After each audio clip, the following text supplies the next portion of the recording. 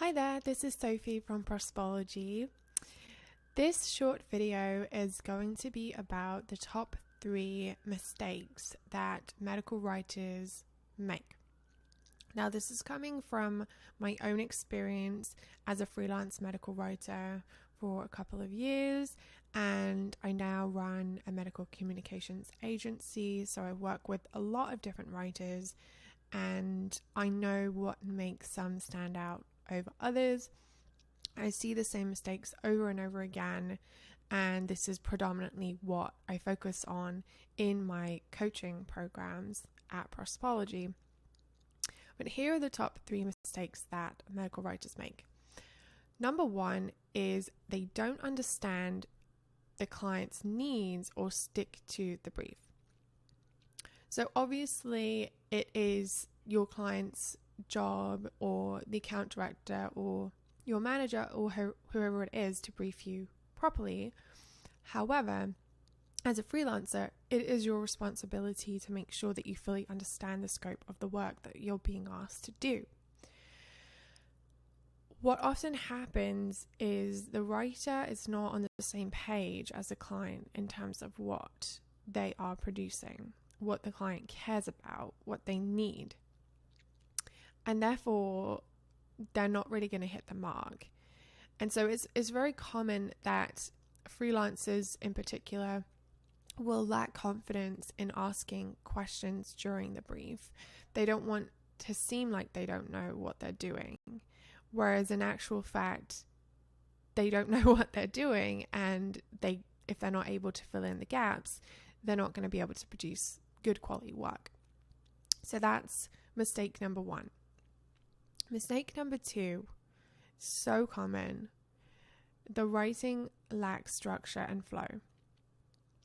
When you're reading something, and especially when someone's reading something for the first time, you want it to flow really well from one point to the next. There needs to be a story that you're telling.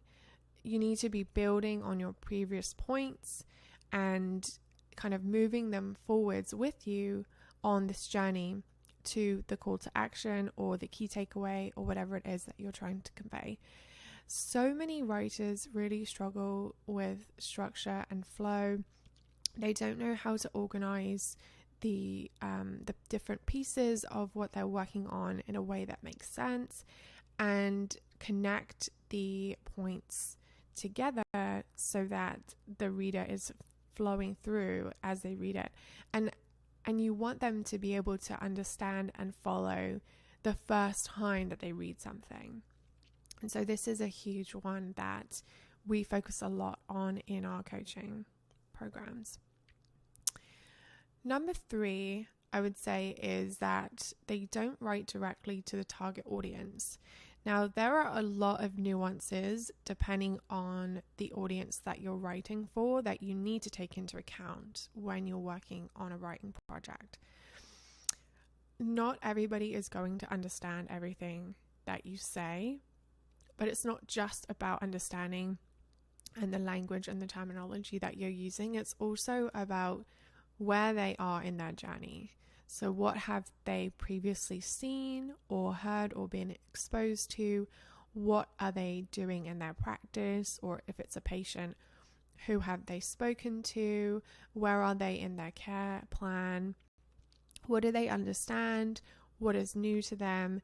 It's really important to put yourself in the shoes of the person who is reading it and to be able to adapt it to all the different nuances.